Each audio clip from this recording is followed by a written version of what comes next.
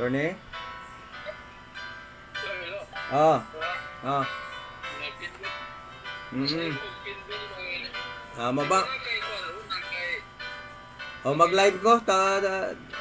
Taod-taod na. Mag-start na ko. sila paabot lang to kay ano? Ah. Ano siya katunan ko ano kanang Right. birthday. Oo, birthday in Jesus. Oo. Kasi yung paano katong inilunggo ta magdisod og sabot ako pan. Oo, lagi. So, Tagalugo na ko ron. Sige. Kaya, Okay, bye-bye, bye-bye. pinabot ko. Bye-bye.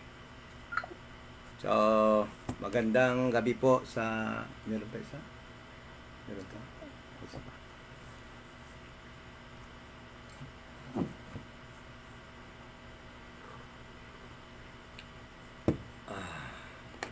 Early pa man.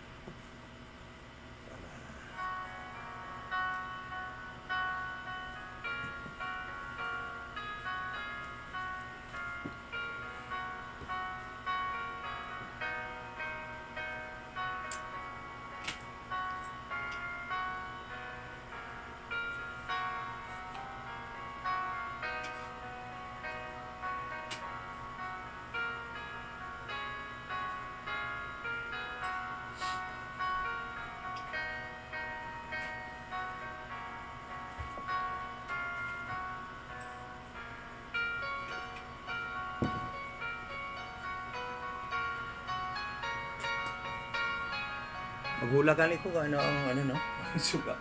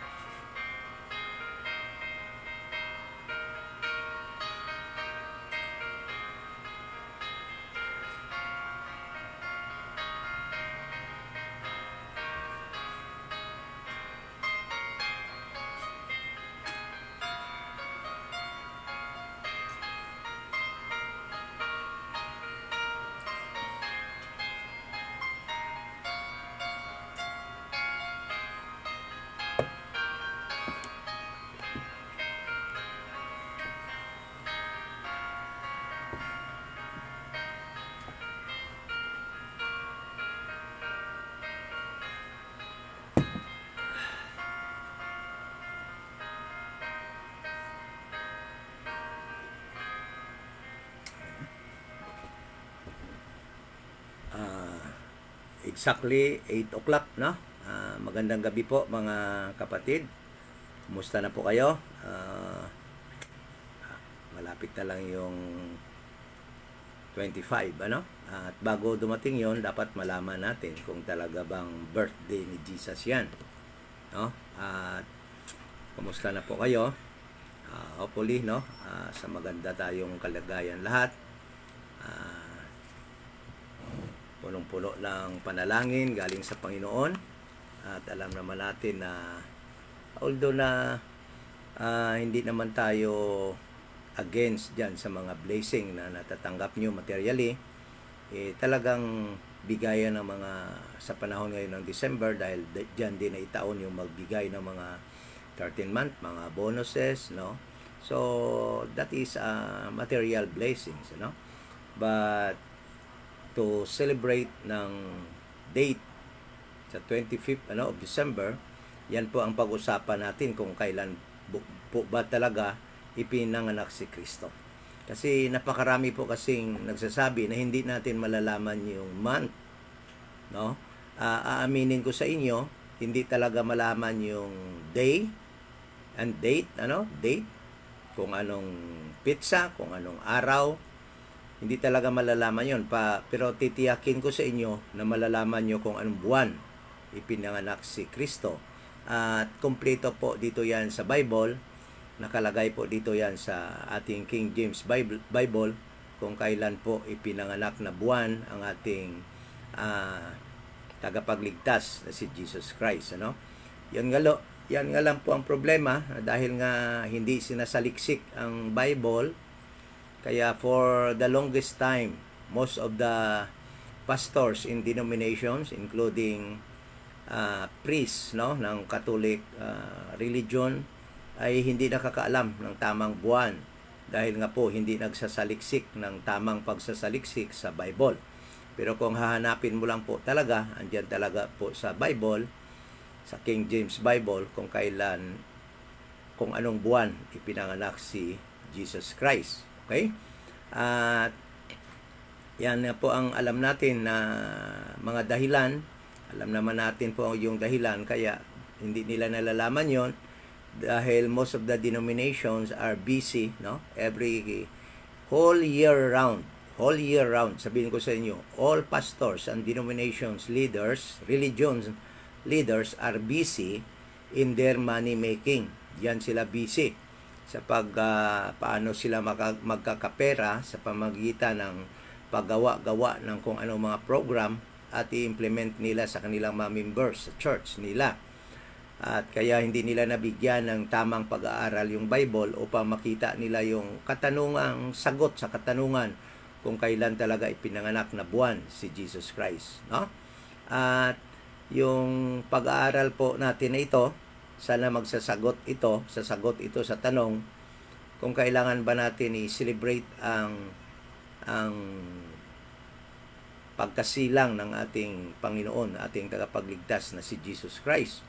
Kasi nga malalaman nga natin yung buwan kung kailan siya ipinanganak, no, dito sa pamamagitan ng pag-aaral natin ng Bible ngayong gabi na ito. So, yung pamagat po ng ating study ngayon is biblical account of Christ's birth, or Christ's birth biblical account. Parang binaligtad lang natin, ganoon din yun, excited na po ba kayo na malaman yun? Dahil meron nga akong video niyan, 2022 pa yata, pero Ilonggo.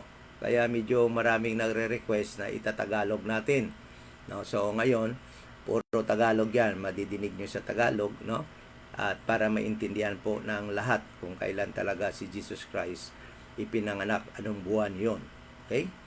So nasabi na po natin, bago po tayo mag-umpisa, ito po yung church, no?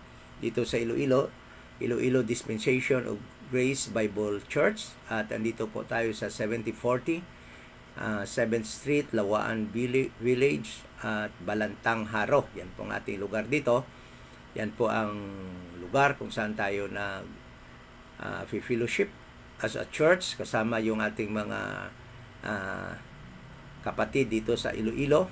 At sasabihin ko po sa inyo, kukunti lang talaga kami dito dahil nga napakahirap ngayon. Iloilo is a Baptist country at napakarami pong Baptist dito, maraming Katoliko, at medyo may kahirapan yung pag-preach ng Gospel of the Grace of God. But sa awa ng Panginoon, meron pa rin pong nasisave na mga tao at nagiging kasama natin dito sa ating pag-aaral every Sunday. at sa ibang araw na meron tayong mga meron tayong mga pag-aaral ng ating Bible, ano? At salamat, at meron din tayong mga kapatid na nasa malayong lugar, ngunit nagiging isa sa atin sa gawaing ito at tumutulong sa ating mga gawain dito. Meron tayong kapatid sa Hong Kong, meron tayong mga kapatid dyan sa Bicol, meron tayong mga kapatid dyan sa Luzon, sa Maynila, meron pa nga sa Baguio din, ano? So meron din tayong kapatid sa Mindanao, Negros, sa London, at sa Cebu, sa Bohol. So marami na po tayong mga kapatid na malalayo, ano? At salamat na patuloy kayong nagjo-join sa ating Bible study. Kung meron tayong Bible study weekdays, ano? At salamat naman sa opportunity. At alam nyo, akala ko hindi nga ako makapag-live ngayon dahil nga na-restrict po ang aking Facebook account. Dahil nga po, iwan ko anong dahilan. Basta suspended po ako for 1 week. Hindi po ako maka-share ng mga posts, ano? Pero mabuti naman at pwede rin pala akong maka-live ngayon. So, bago po tayo mag-umpisa, ito po yung church dito sa Iloilo na nagtuturo ng kaligtasan ngayong panahon na ito ng dispensation of the grace of God, ay sa pamamagitan po lamang ng pananampalataya na si Jesus Christ ay namatay, bayad po ng ating kasalanan, at siya po ay inilibing at nabuhay muli sa pangatlong araw upang tayo po ay bigyan ng buhay na walang hanggan. Yan po ang gospel of the grace of God. Yan lang po ang paniniwalaan ninyo, pananampalatayaan ninyo upang receive po kayo ng eternal life. Yan po yung gospel na Apostle Paul na sinasabi diyan sa Romans chapter 2 verse 16. Yan din po yung gospel ni Jesus Christ na sinasabi diyan sa Romans chapter 1 verse 16. At gospel of the grace of God diyan sa Acts chapter 20 verse 24. At nilinaw po yan ni Apostle Paul diyan po sa 1 Corinthians chapter 15 verse 3 to 4, that Jesus Christ died for our sins, He was buried and rose again the third day according to the scriptures to give us eternal life. Yan po ang gospel. At di na po tayo magtagal pa, baka abutin tayo ng matagal ng mga ilang oras dito. So bago natin matapos, kailangan talaga natin ito tapusin. So umpisahan na po natin at magdasal po muna tayo. Ama na banal, nagpapasalamat po kami ng malaki dahil sa isa naman namang opportunity na binigay niyo po sa amin at na aking mga kapatid sa pananampalataya sa nasa iba't ibang mga lugar. Tulad din po sa mga kapatid namin na dito sa Iloilo, salamat po sa pagbigay sa kanila ng desire na patuloy na mag-aral ng iyong mga salita. At tulad din po sa aming mga friends na makapanood that are online, na makisabay po sa aming pag-aaral ngayon. Thank you din po sa kanila at dalangin po namin na sa pag-aaral namin, meron po kaming matutunan na katotohanan dito sa galing sa iyong mga salita. At yung katotohanan na yan ay maisa kabuhay namin at ma-apply namin sa aming mga sarili habang kami ay andito pa sa mundong ito, naghihinday ng aming blessed hope kung kailan niyo po kami kukunin at dadalhin po diyan sa aming eternal abode, which is heaven. Salamat po sa opportunity sa ulit at salamat sa iyong Bible na iyo pong na-preserve para po sa amin. Alam po namin na ito po ay pinag-initan, gustong sirain sa maraming pamamaraan. Ngunit salamat na ikaw po ay may kapangyarihan na iyo po itong na-preserve para sa amin. Salamat kay Jesus Christ na hindi inintindi ang hirap ng kanyang kamatayan doon sa cross sa Calvary upang lamang kami ay mabigyan ng buhay na walang hanggan. Salamat sa Holy Spirit that is in us right now, nagsilyo sa amin at nag-guide din sa amin sa patuloy naming pag stay pa dito sa lupa, dito sa earth, habang naghintay po kami ng iyong pagkuha sa amin dito. Thank you so much in Jesus' name. Amen. So, yung pag-aaral po natin ay tungkol po kung saan, anong buwan, kailan ipinanganak si Jesus Christ. At ito po ay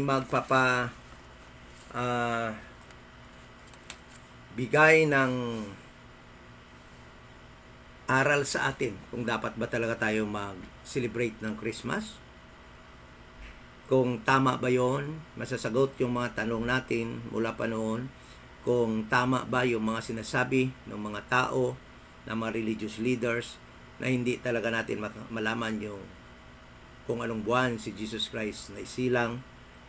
At yan po ay pabubulaanan sa pag-aaral po na ito. So, buksan po natin ating mga Bible sa Book of Luke. Book of Luke, chapter 1. At uumpisahan ko po ang pagbasa, verse 5. Sabi po dito, alam naman po natin na itong si Luke ay inomisyon, no? Ng isang godly person, no? At upang gumawa ng investigasyon at mag-record ng mga ginawa ni Jesus Christ sa kanyang earthly ministry hanggang doon sa Book of Acts, yung mga Act of the Apostles, ano? At dito, ito po yung account ni Luke nung pagkasilang ni John the Baptist at kung kailan din sinilang nabuntis si Mary, no? Hanggang may silang din si Jesus Christ. So, umpisahan ko po pagbasa dito sa verse 5. Sabi dito, there was in the days of Herod, the king of Judea, a certain priest named Zacharias of the course of Abijah. So, pakinote nyo po yung course of Abijah. Okay? Pakinote po yung course of Abijah. Ibig sabihin ng course ay schedule, ano? Schedule ni Abijah na pag-duty doon sa temple. And sabi niya dito, and his wife was the daughters of Aaron. So yung asawa ni Zacharias is si Elizabeth ay lahi ni Aaron, ano? Yung high priest ng Israel. And her name was Elizabeth. And they were both righteous before God, walking in all the commandments and ordinances of the Lord blameless. So ito yung mag-asawang to, talagang sumusunod sa mga ordinances, commandments ng ating Panginoon, ng God, doon sa Old Testament. At sabi dito, yung word na ginamit dito ay blameless. Ibig sabihin, nothing can be tawag dito, wala silang maisaway sa kanila. Walang mali sila, wala silang pagsupak or wala silang pag-oppose sa mga law na ibinigay doon sa Israel. Ibig sabihin, blameless, lahat na sunod nila. Okay? So, at sabi niya dito, verse 7, and they had no child because that Elizabeth was barren, and they both were now well stricken in years. So, wala silang anak dahil nga si Elizabeth ay baog, ano? Or ano ibig sabihin sa Tagalog, yung hindi buntis. And verse 8, and it came to pass, at matatanda na sila, and it came to pass that while he executed the priest's office before God in the order of his course. At ito naman si Zacharias ay nag-i-execute or nagpe-perform na kanyang priestly office doon sa temple according to his course. At saka yung course niya, yung schedule niya is yung schedule ni Abijah. No? Abijah. Yun. According to the custom of the priest office, his lot was to burn incense when he went into the temple of the Lord. So, as priest, yung trabaho niya, yung duties and obligation niya doon sa temple is to burn incense, magsunog ng insinso doon sa temple sa Jerusalem. Okay? And the whole multitude of the people were praying without at the time of incense. Habang siya ay nagsusunog ng mga insinso, yung mga tao naman na worship doon sa temple during the time, were praying, busy praying, nagdadasal. Verse 11, and there appeared unto him an angel of the Lord standing on the right side of the altar. So habang nagsusunog itong si Zacarias ng insinso, nakakita siya ng angel of the Lord na nakatayo doon sa altar. Okay? Verse 12, and when Zacarias saw him, he was troubled, and fear fell upon him. So, makita na siya ni Zacarias, kinabahan si Zacarias, Medyo natakot si Zacarias. Then verse 13, but the angel said unto him, fear not, Zacarias, for thy prayer is heard, and thy wife Elizabeth shall bear thee a son, and thou shalt call his name John.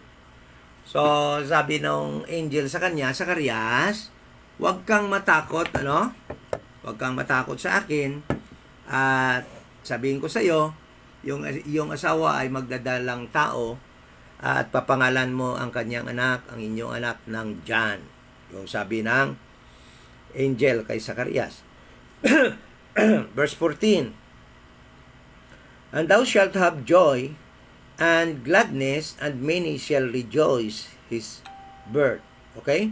So, yun yung testimony ng angel na nagpakita kay Zacarias is that sinabihan siya na ikaw, Zacarias, yung asawa mo ay magdadalang tao. Yung asawa mong barren or hindi nagbubuntis ay magdadalang tao at papangalanan mo ang kanyang pangalan, John. Okay? At sabi nga dito, and verse 14, and thou shalt have joy and gladness, and many shall rejoice at his birth. Verse 15, for he shall be great in the sight of the Lord, and shall drink neither wine nor strong drink, and he shall be filled with the Holy Ghost even from his mother's womb. This guy, even from his mother's womb, si John the Baptist will already be filled with the Holy Ghost. Sabi dito, verse 16, and many of the children of Israel shall he turn to the Lord. So this man, John the Baptist, ay maraming tao ang dadalhin niya pabalik sa Panginoon.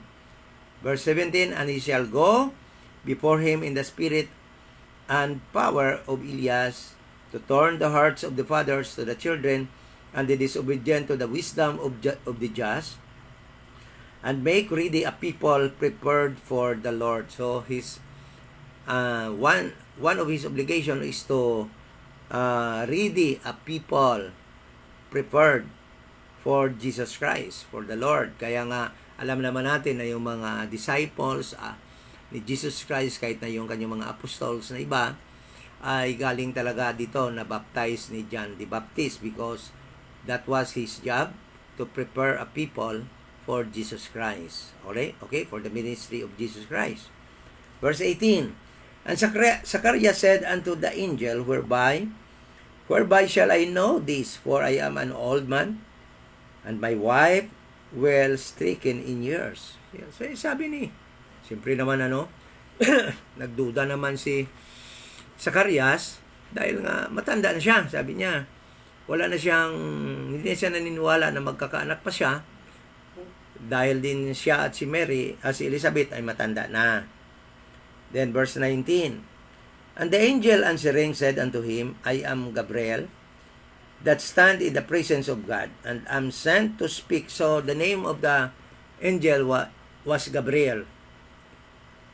And am sent to speak unto thee, and to show thee these glad tidings. Verse 20, and behold, thou shalt be dumb. O sabi, ang nangyari, dahil nga hindi naniniwala si Zacarias, no? Sabi naman ng angel, thou shalt be dumb, or magiging apa ka, magiging pipi ka, and not able to speak. Verse 20, until the day that these things shall be performed, because thou believest not thy words which shall be fulfilled in their season. So, yung nangyari, nagiging pipi. Nakakadinig na siya, pero nagiging pipi si Zacarias dahil nga hindi siya naniwala, sabi ng angel. And the people, verse 21, waited for Zacarias and marveled that he tarried so long in the temple. So, dahil sa nangyari yon, na natagalan si Zacarias na lumabas doon sa temple, at yung mga tao, marami nang naghihintay sa kanya, nagtataka bakit ang tagal niya doon sa temple. So, verse 22, and when he came out, he could not speak unto them, and they perceived that he had seen a vision in the temple, for they beckoned unto them and remained speechless. Verse 23, ito na. And it came to pass that as soon as the days of his ministration, whereas the days of his ministration were accomplished, he departed to his own house. Okay. So verse 23, listen to this. Sabi ng verse 23, nung matapos yung pag-perform ni Zacarias ng kanyang obligasyon or gawain doon sa temple, sabi dito, he departed to his own house. Ibig sabihin, umuwi siya. Umuwi siya. Then verse 24, sabi dito, and after those days, his wife Elizabeth conceived. So, nung umuwi siya, nung pag-uwi niya, after those days na umuwi siya, yung asawa niya na si Elizabeth, nabuntis. Okay? So, tatanong ko sa inyo, yung umalis si Zacarias, pumunta siya sa temple, kung ilang araw siya doon sa temple, siyempre, pag uwi niya doon, na-miss niya yung asawa niya, medyo, ano siya, yung, ano ba yung tawag sa Tagalog? Yung na-miss. Na, ibig sabihin sa Tagalog, yung nami-miss niya yung asawa niya. So, siyempre, gumawa sila ng gawain ng mag-asawa, at sabi dito, verse 24, nabuntis yung kanyang asawa na barren, or yung hindi nabubuntis na asawa niya, nabuntis as predicted by the angel of the Lord named Gabriel. So, nabuntis siya. Okay? So, pagaling niya sa temple. So, sabi niya dito, verse 25, thus hath the Lord dealt with me in the days wherein he looked on me to take away my reproach among men. Verse 26, and in the 6th month of the angel Gabriel was sent from God unto a city in Galilee named Nazareth. So, nang 6 month ng buntis si Elizabeth, yung angel na si Gabriel, ipinadala ng Panginoon, no? Pinadala ng God doon sa city of Galilee named Nazareth.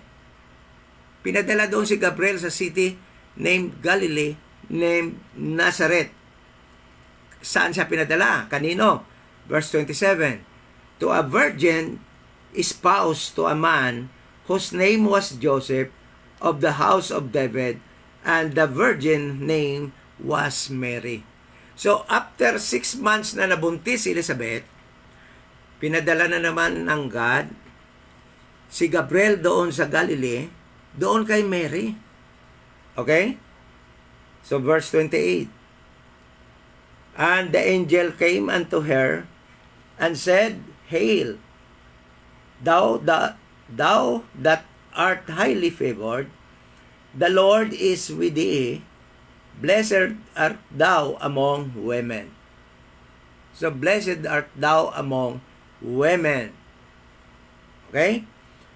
Verse 29, and when she saw him, she was troubled at his saying, and nung makita niya at madinig yung angel, na-troubled si Mary sa sinasabi ng angel. Okay? Parang nagtataka siya kung ano yung sinasabi ng angel. And cast her in mind what manner of salutation this should be. At nagtataka siya kung ano yung sinasabi ng angel. Verse 30. And the angel said unto her, Fear not, Mary, for thou hast found favor with God. Verse 31.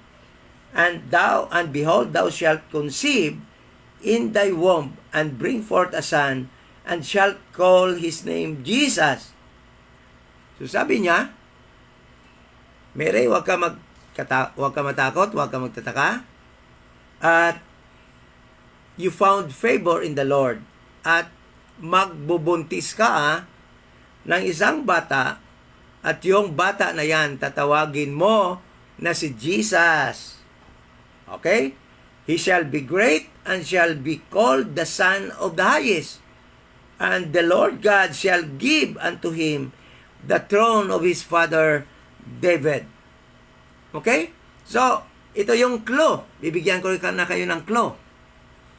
Nung matapos yung pag-minister ni Zacarias doon sa temple, umuwi siya. Pag-uwi niya, nabuntis yung asawa niya.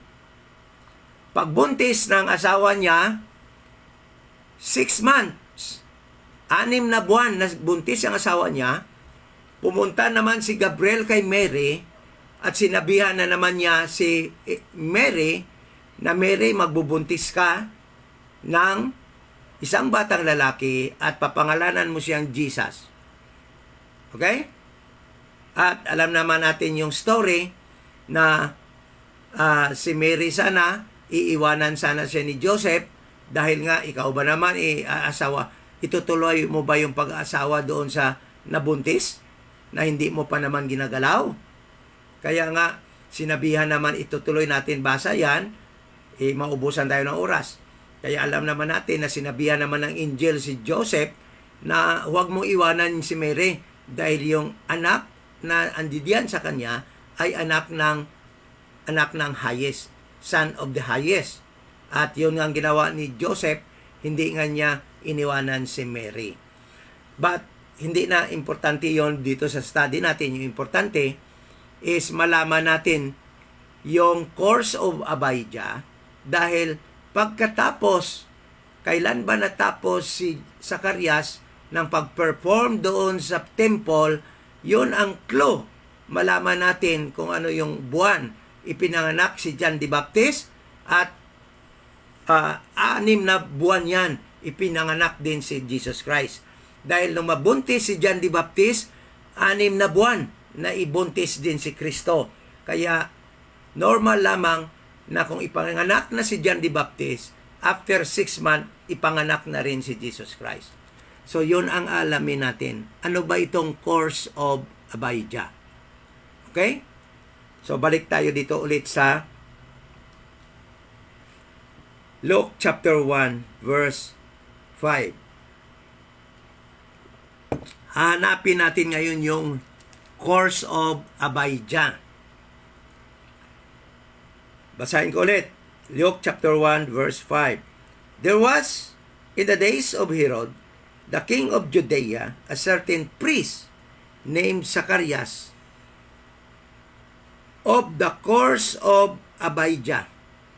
So itong si Zacarias, magjo-duty siya sa temple sa course of Abijah, or ikawalong course. No? Ano ba itong course of Abijah? So para malaman natin yung course of Abijah, pupunta tayo sa 1 Chronicle chapter 24. Punta tayo. 1 Chronicle chapter 24 sa inyong mga Bible. Punta tayo. Basahin talaga natin yan. 1 Chronicle.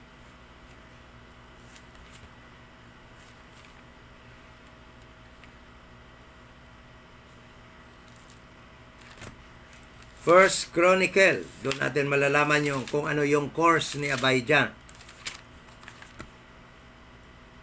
Chapter 24. Okay, ito. Umpisahan ko ng verse 1 para maintindihan nyo mabuti yun. Now, these are the divisions of the sons of Aaron. Ito yung mga priests, mga anak ni Aaron. The sons of Aaron, Nadab and Abihu, Eleazar and Itamar. Ito yung mga anak ni Aaron, ito yung mga high priest and priest na magjo-duty sa priestly office doon sa temple, maliban doon sa mga porter, maliban doon sa mga judges, maliban doon sa mga captains, maliban sa mga musician, ang daming nagjo-duty sa temple ni David, no? So, mayroong 4 na anak na lalaki si Aaron. Si Abihu, si Nadab, si Abihu, si Eleazar, kag si Itamar. But Nadab and Abihu died. Verse 2. But Nadab and Abihu died before their father and had no children. Therefore, Eleazar and Itamar executed the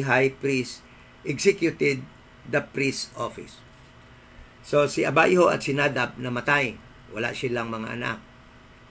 So, ang nangyari dyan, si Eleazar at si Itamar, sila yung nag-i-execute, nag-perform doon sa priest office. Verse 3, and David distributed them, both Zadok of the son of Eleazar, and Abimelech the son of the Itamar, according to their office in the services. So, hinati sa mga anak nila, ni Itamar at ni Eleazar, yung priest office, yung schedule sa priest office. Verse 4, and there were more chief men found of the sons of Eleazar than of the sons of Itamar. Mas maraming anak na lalaki si Eleazar kaysa kay Itamar. Okay? So, and those were divided, among the sons of Eleazar, there were 16.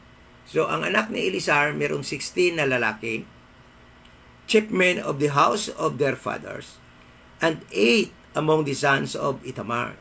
So, mayroon namang lalaki na anak na lalaki si Itamar. Okay? So, according to their house of their fathers. So, verse 5, thus were they divided by lot, one sort with another, for the governors of the sanctuary and governors of the house of God were of the sons of Eleazar and the sons of Itamar. Okay? So, doon nila i-divide ang pag-govern doon sa temple, sa priestly office, sa 24 anak, 16 na anak ni Eleazar, at 8 anak na lalaki ni Itamar. So, 24 lahat sila. Okay? So, hahatiin ngayon. So, verse 6. And Shemaiah and the sons of Netaniel describe, yung mga sekretary, sila ang magsusulat ng schedule. One of the Levites wrote them, sila ang nagsulat, before the king. Sila ang nagsusulat ng schedule kung kanino pupunta ang 24 courses. Before the king, David. And the princes and Zadok, the priest, and Abimelech, the son of Abiathar, and before the chief of the fathers, the priests and Levites and principals household, being taken for Elisar, and 1 taken for Itamar. So, verse 7. So, hahatiin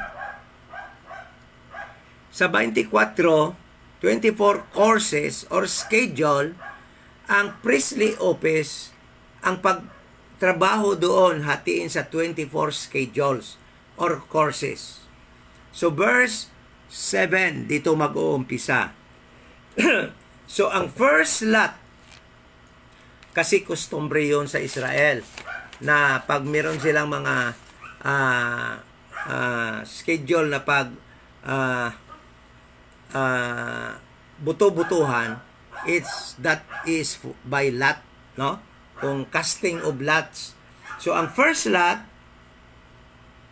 the first lot came forth to Jehoiarib. First lot or first schedule na magtrabaho sa temple as priest, pupunta kay Jehoiarib.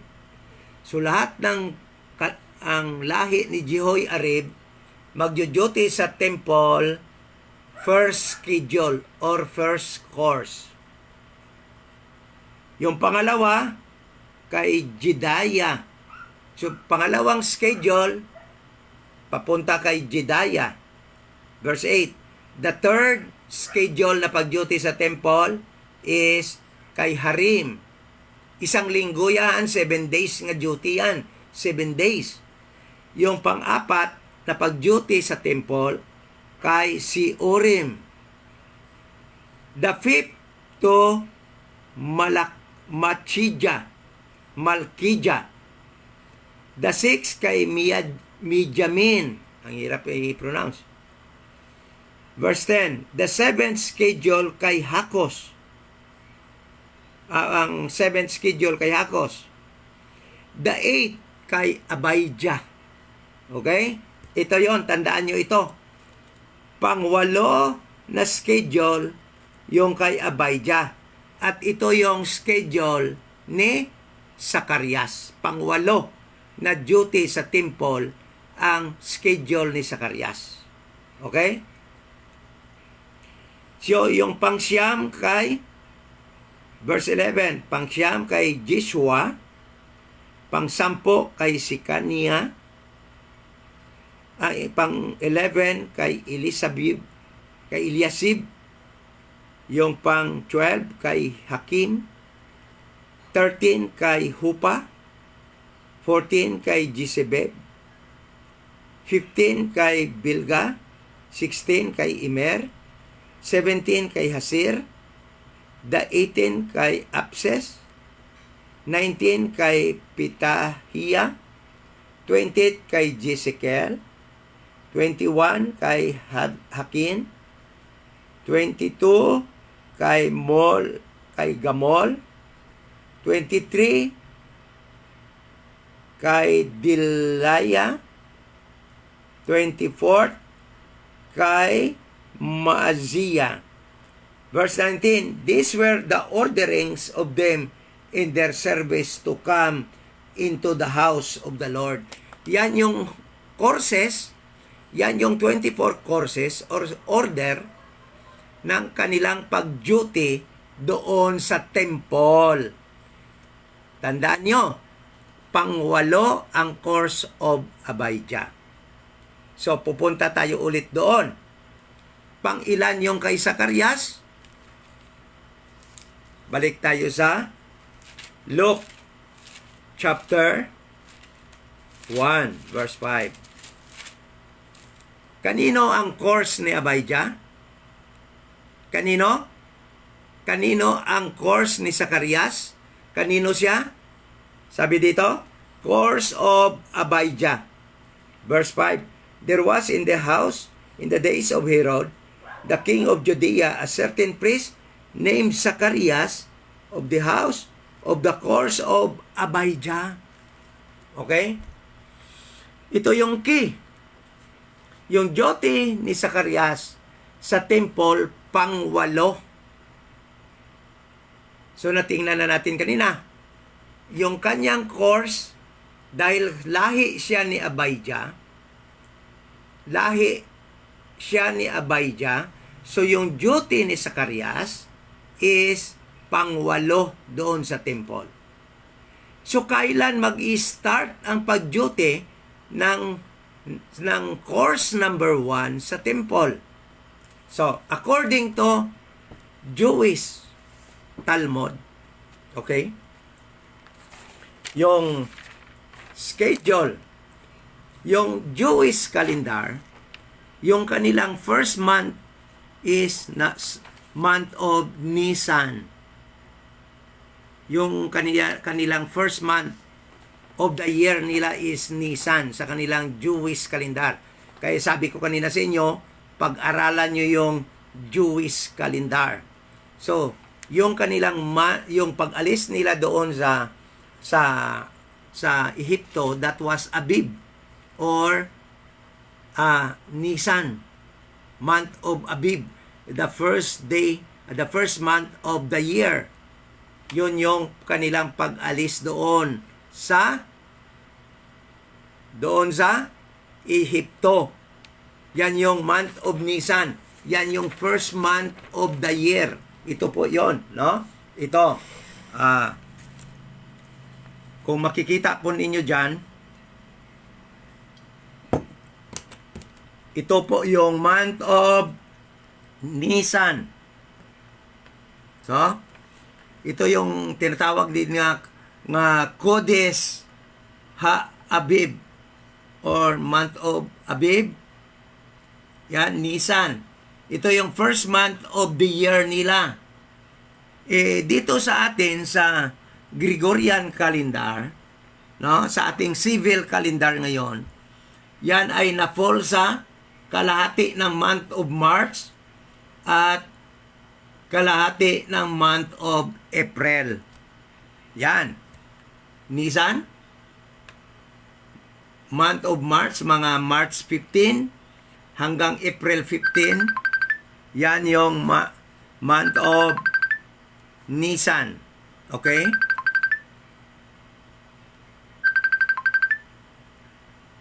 So, ang month of Nisan, so ibig sabihin, dito mag-uumpisa yung first schedule.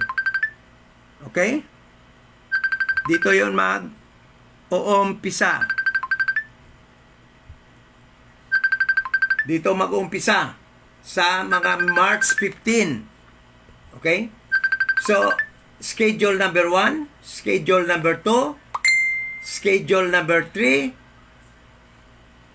course number 1, kaya course number 2, course number 3, course number 4, course number 5, course number 6, course number 7, course number 8.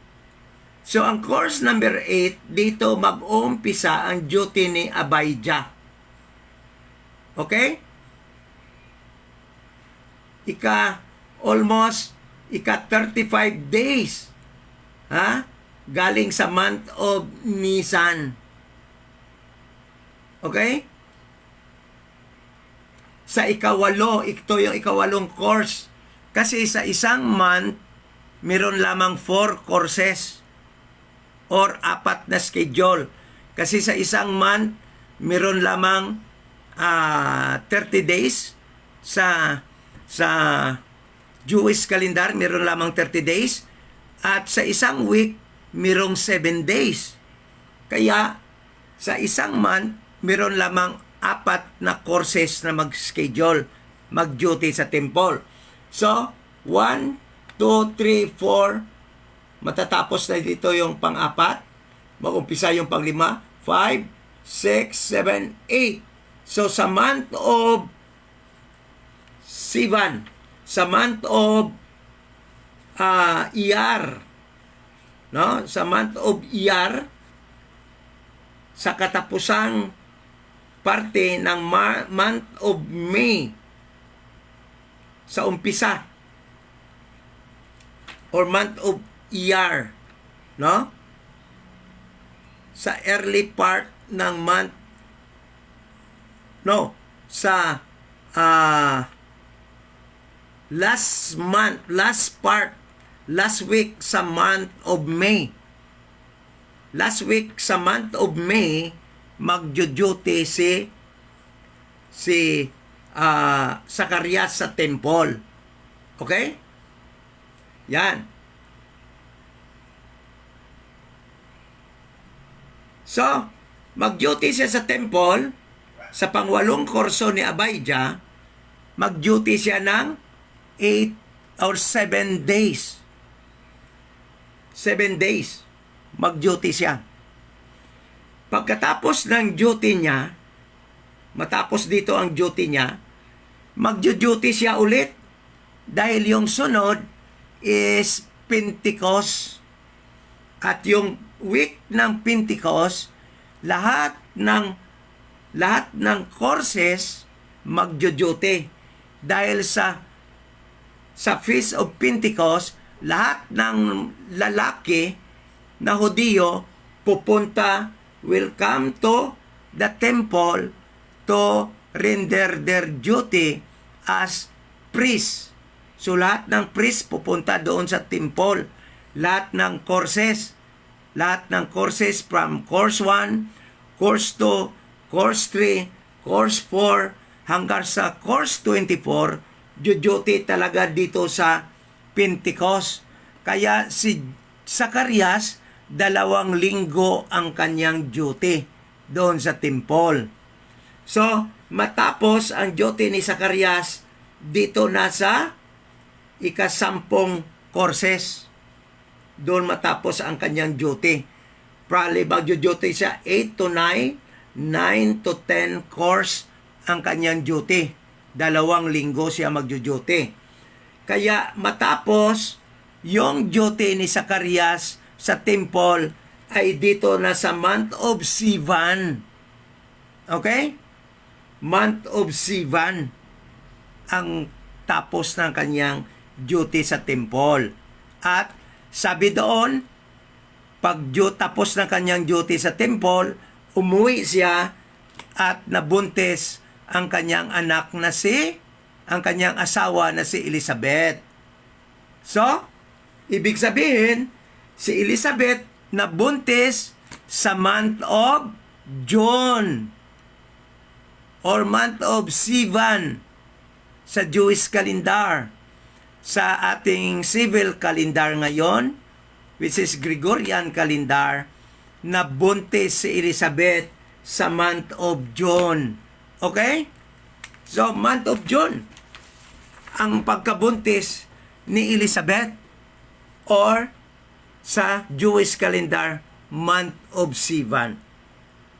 So, sabi dito sa Bible, pagbuntis ni Elizabeth, pumunta naman after 6 months, nabuntis si Elizabeth, pumunta na naman si Gabriel kay Mary at sinabihan niya si Mary na magbubuntis ka ng isang batang lalaki at ay papangalan mo sa kanya ay Jesus Christ.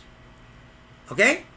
So, ibig sabihin, mirong 6 na buwan na gap si John the Baptist at si Jesus Christ.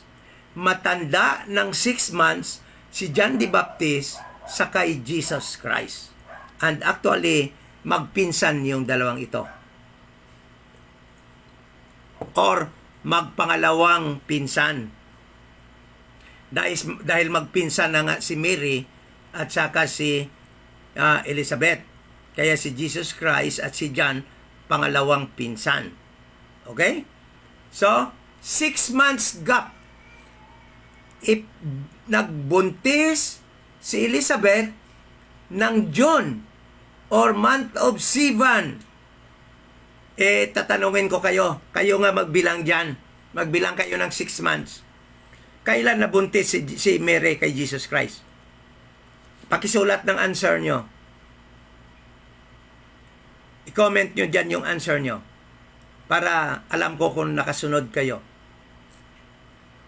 Nabuntis si Elizabeth, month of Sivan, Jewish calendar, June, sa civil calendar natin, Then, 6 months, nabuntis din si Mary. Kailan nabuntis si Jesus Christ? December. Tama. Yung sumagot ng December is si Sister Josephine, si Brother Glenn. Sino pa?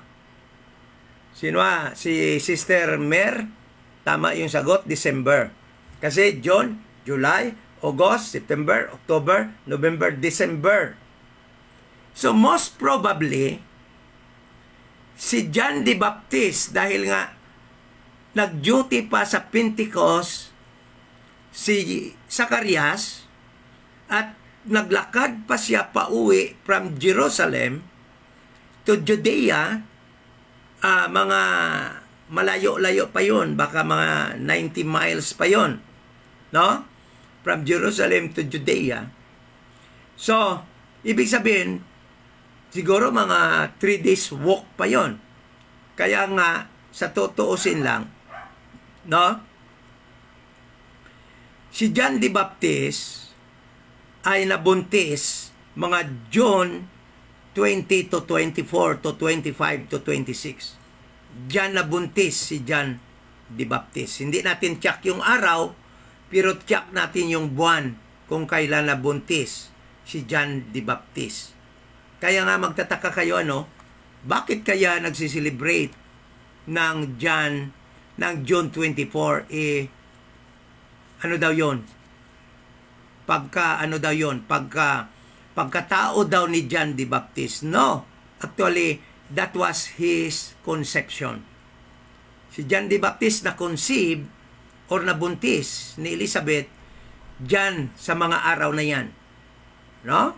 Kasi natapos nga si Zacarias duty sa temple, mga June, andiyan yan siya, kasi mga second week ng June siya natapos, then siguro, naglakad pa siya pauwi, mga dumating siya sa kanila, mga June 20, o siyempre, nag-honeymoon sila ni Elizabeth, dahil nasabik sila sa isa't isa, ano nangyari? Nabuntis. Ang pagkabuntis ni Elizabeth, hindi kagaya kay Mary yon. Iba yung kay Mary, by the Holy Spirit yon. Yung kay Elizabeth, yung pagbuntis niya, dahil nag-love making sila ni Zacarias. No? Kaya yung si John the Baptist is 100% human being. Ang father niya is human, Zacarias. Ang kanyang mother is human being, Elizabeth. Kaya 100% human si John the Baptist. Okay? Bunga yon ng kanilang love making ni Zacarias. So, tama. So ngayon, magtatanong ako sa inyo. Kung nabuntis si John the Baptist June, nabuntis si Jesus Christ ng December, kailan ipinanganak si John the Baptist? Ha? Magbilang tayo ngayon. I-assume natin na normal sila ipinanganak, 9 months. Kasi wala namang record dito na sumubra sila ng 1 month. Or nagiging under month sila. I-assume natin talaga na 9 months. June, July, August, September, October, November, December, January, February, March. So, ipinanganak si John the Baptist, March, hindi June. Conception niya yung June, ipinanganak siya ng March according to the course of Abijah. Okay? So,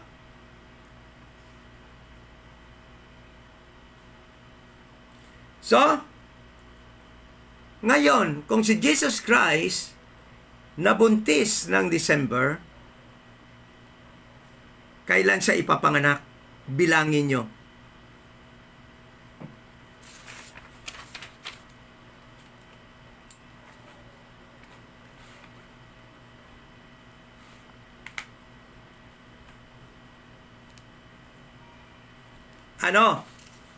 September.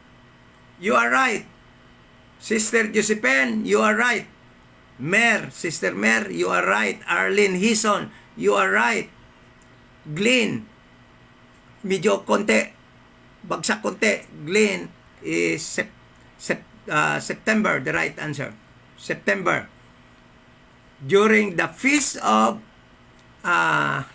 Tisri or Tabernacle. Okay? September. Ipinanganak si Jesus Christ. Bakit?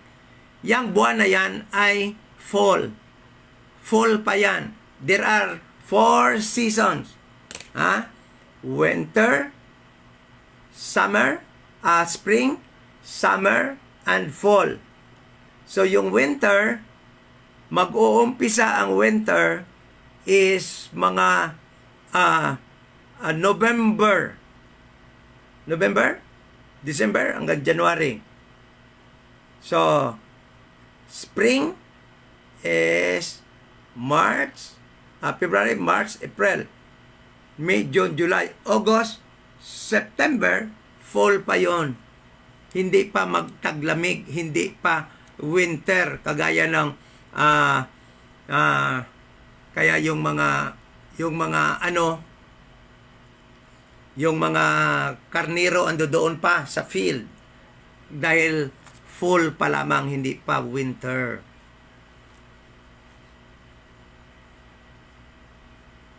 Okay? So, the correct month when Jesus actually was born, according to Luke, to the account of Luke, no, is September. Because John the Baptist was older only 6 months, no, than Jesus Christ. And John the Baptist was conceived by Elizabeth during pagkatapos ng duty ni Zacarias doon sa temple according to his course, sa kanyang schedule na mag-duty doon, the course of Abijah. Dahil si Aaron ilahi ni Abijah. Kaya ang kanyang duty, dahil siya ay lahi ni Abijah, sa ikawalong kurso or sa ikawalong schedule ng pag-duty doon sa temple. At kung bibilangin natin, umpisa sa month of Nisan, ang ikawalong duty niya, ang ikawalong schedule, no? Ang ikawalong pag-duty, dahil mayroong 7 days sa isang week na pag-duty, ang duty nila is 1 week, is ma-fall dito sa month of Iyar, which is the later part of May, last week ng May. Then matatapos yung kanyang duty na naman is sa mga after sang midweek ng May. Matatapos naman siya dito sa early part ng June. Ang kanyang pag-duty matatapos sa early part ng June. Then since na mag-duty siya ulit sa Pentecost, dito talaga matatapos ang kanyang duty sa mga June 18 up to June 20. Then lalakad siya pa uwi, mga 3 days from Jerusalem to Judea. Kung magsasakay man siya ng mga kamilyo, it will take, according to study, it will take 3 days walk from Jerusalem to Judea.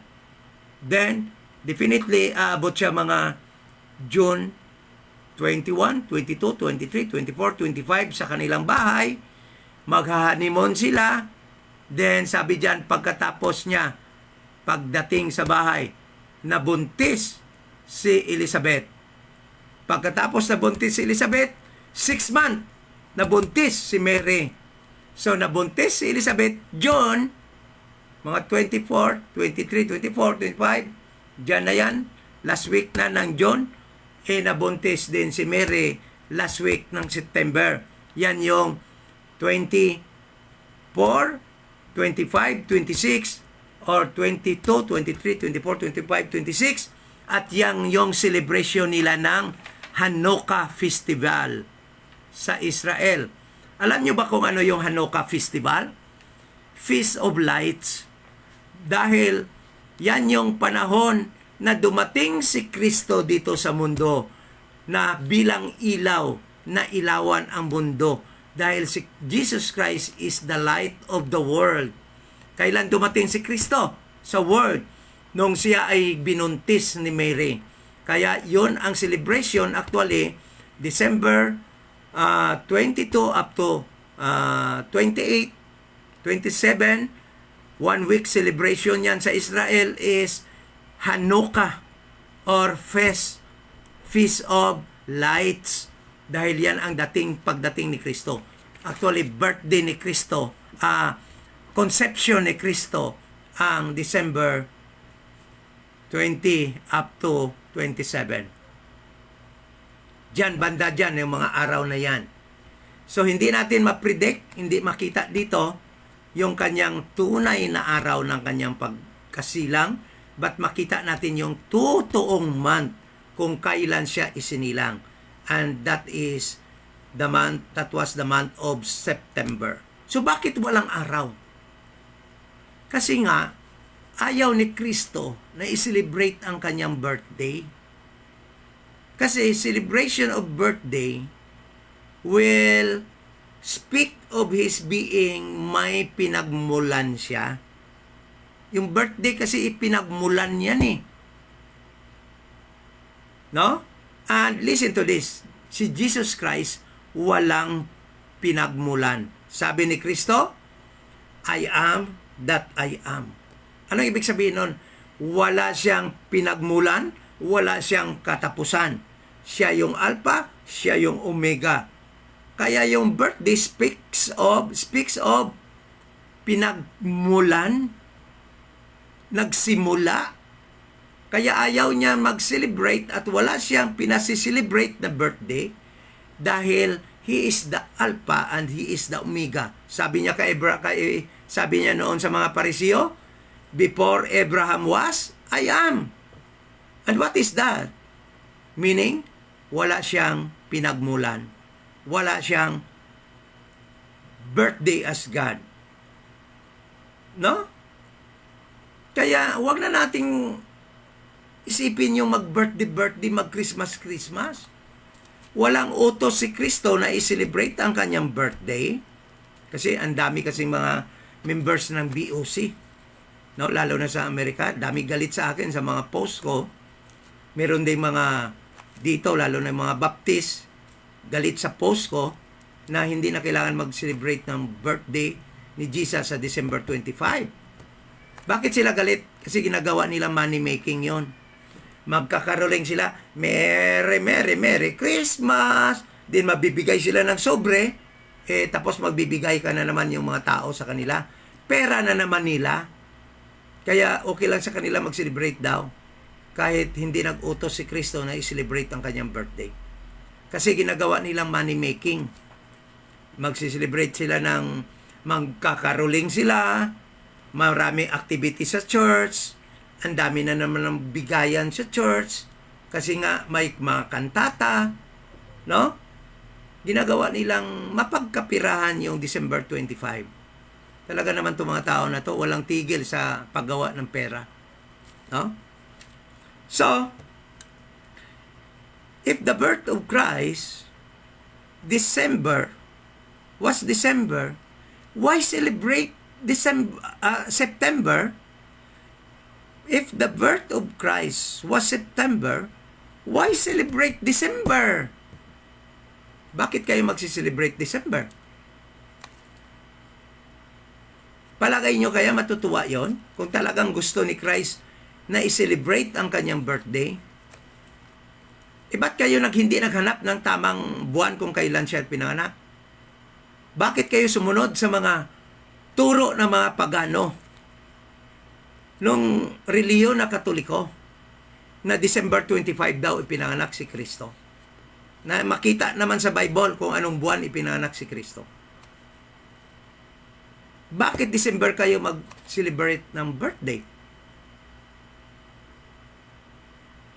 Kasi, December kasi maraming pera yung tao, di ba? Maraming bonus, maraming 13 month. Lalo na yung nagtatrabaho sa gobyerno, maraming pera ngayon. So kasi gusto nyong gumawa na naman ng pera, so celebrate kayo ng Christmas, para na naman gagawin nyo na naman pera yan sa mga members nyo. Di ba? Kayo talaga, ang hilig. Talaga naman ang galing yung gumawa ng pera. Mahiya naman kayo sa mga members nyo. Mahiya naman kayo sa mga tao. Kaya ito, ginagawa ngayon ng mga tao. Bibigay ng sobre, kakanta ng Merry Christmas, 3 kanta, pera na. Pag maliit yung bigay mo sa sobre, sasabihin bang, thank you, ang babarat ninyo. O kita mo lang? So, ganito yon. Yung birth ni Christ ng September, actually, is not good news actually. If you study the Bible, rightly dividing, dispensationally, the birth of Christ is good news to the Jewish people, to the nation Israel. Bakit? Tatanungin ko kayo. Ilang Gentiles lamang ang nakaalam at nag-celebrate nung birthday ni Christ, nung siya ay isinilang doon. Ilang Gentiles? Alam nyo bang walang Gentiles na nakaalam, no? Na ipinanganak na yung Savior of the world? Dahil yung panahon na yon, sabi dito, He came only unto His people, Israel. Walang Gentile na nakaalam noon. Nung ipinanganak si Kristo, magsasabi kayo, bakit Brad, meron namang 3 wise men? Alam nyo, yung 3 wise men, nung dumating yon, mga 3 years na si Jesus Christ. Wala na siya doon sa manger. Kaya yung dinidepict ng mga religion ngayon na si Jesus Christ, pagdating ng 3 wise men, ando doon pa sa manger, wala na. 3 years na si Jesus Christ almost during the time. At actually, wanted na nga siya kay King Herod. Pagdating ng mga 3 wise men, maya lang pinapatay na ni King Herod yung mga 3 years above, no? Na mga anak noon. Bakit? Kasi nga, nung ipinanganak si Jesus Christ, pagdating nung 3 wise men, ay malaki na si Jesus Christ. So wala talagang nag-celebrate noon na ipinanganak siya. Walang Gentile na nag-celebrate. Walang nakaalam. Because, listen to this. Nung isinilang si Jesus Christ, ay, sabi dito, Matthew chapter 1 verse 21, sabi dito, and he shall bring forth a son, Mary shall bring forth a son, and thou shalt call his name Jesus, for he shall save his people from their sins. Sino ang sinasabing people dito? Israel. During his birth, that was good news to Israel because Jesus Christ will save his people from their sins. And that people is no other than the nation Israel. Walang Gentile na natuwa noon na ipinak si Jesus Christ. But because during the time, He only came to His people, Israel. At ngayon, lahat ng Gentiles nagsiselebrate. Ha? Kasi yan? Ignorance of the Word of God. Ignorance of the Word of God. Meron pa nga mga Baptist nagtatanong, bakit kung hindi importante pala sa yung birth ni Jesus? Ha? Yung time na yun pumunta siya, if you study your Bible dispensationally, our good news is His death, burial, and resurrection. But his birth was good news only to Israel. Because during the time Jesus Christ came only to his people, Israel, to save them. But today, the gospel, the good news for us, Gentiles, is his death, burial, and resurrection. Okay? So, palagay ko naman, naintindihan na ninyo dahil nga tama naman yung mga sagot nyo, no? Nalaman na ninyo ngayon na malaman pala sa Bible kung ano talaga ang tamang buwan kung anong pinanganak si Jesus Christ. At hindi December. He was conceived December, and you count 9 months, no? Normal pregnancy. So, Jesus Christ was born on the month of September. Okay? So, John the Baptist was conceived during the late part of the month of June, and John the Baptist was born sa late part sang March sang month of March. That is the truth.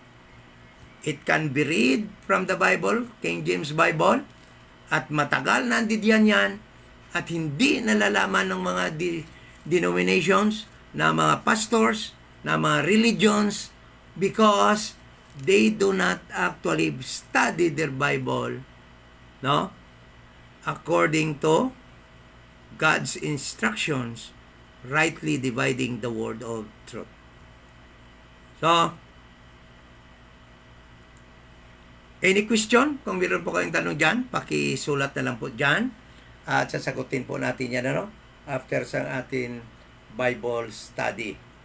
So,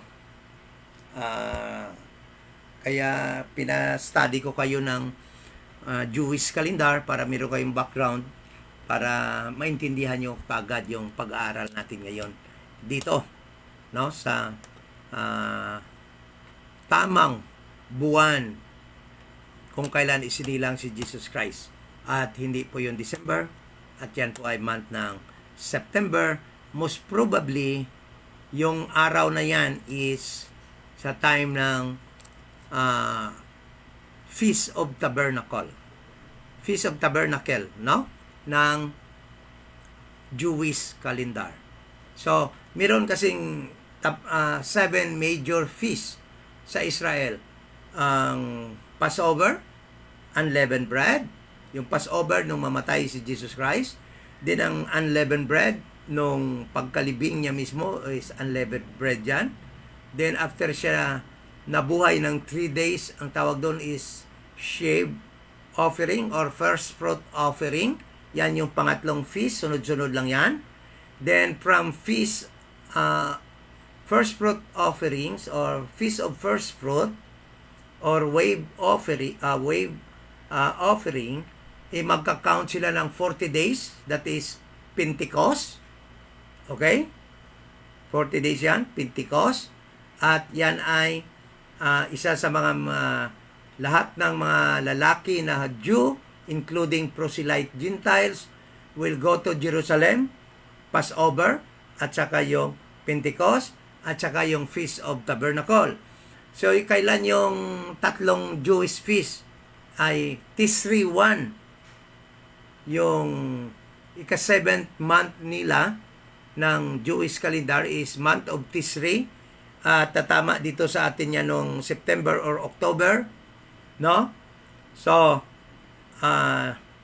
yan yung tinatawag nila Feast of Atonement, Tisri 1. Then, Tisri 10, tinatawag na Feast of Trumpet pala yon, yung Tisri 1. Then, ang Tisri 10 nila is yun yung Feast of Atonement.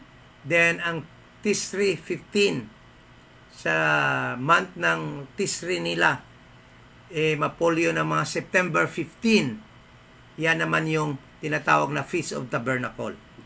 Most likely, Jesus Christ was born on the Day of Tabernacle, which is Tisri 15 up to 22. Tisri 22. Diyan yung mga Jewish feast na yan. So, hopefully, na intindihan na po natin, nalaman na po natin kung kailan ipinanganak ang ating Panginoon Jesus Christ. And that is month of September. And kung wala na rin po kayong tanong, let us close this study. Thank you so much. At magandang gabi po sa inyong lahat. At before po tayo mag-end, ito nga po pala yung Iloilo Dispensation of Grace Bible Church. At andito po tayo sa Iloilo. At ito po yung church na nagtuturo na ang kaligtasan ng tao ngayon ay sa pamamagitan lamang ng pananampalataya na si Jesus Christ ay namatay, bayad po nating kasalanan according to the scriptures, at siya po ay inilibing at nabuhay muli sa pangatlong araw upang bigyan tayo ng buhay na walang hanggan according to the scriptures. Yan lang po ang inyong pananampalatayahan upang makatanggap kayo ng kaligtasan ng walang hanggan, buhay na walang hanggan. Maraming salamat po at good night. Mag-pray po muna tayo. Ama na banal, nagpapasalamat po kami sa aming pag-aaral ngayong gabi na ito. Tungkol po kung kailan ang tamang buwan, kung kailan na isilang ang aming Panginoon Hesukristo, upang po kami na mga members of the body of Christ, Church of this Dispensation of the Grace of God, ay magkaroon ng tamang kaalaman. At hindi po kami maligaw at hindi po kami matus to and fro ng mga maling doktrina, lalo na po na hindi kami madala ng mga turo na dapat kaming mag-celebrate ng birthday ni Jesus Christ sa month of December, dahil po ang celebration na ito ay isa pong pagan practice, at ang pag-practice po ng isang paganong practice ay iyo pong kinamumuhian. Isa po yung abomination.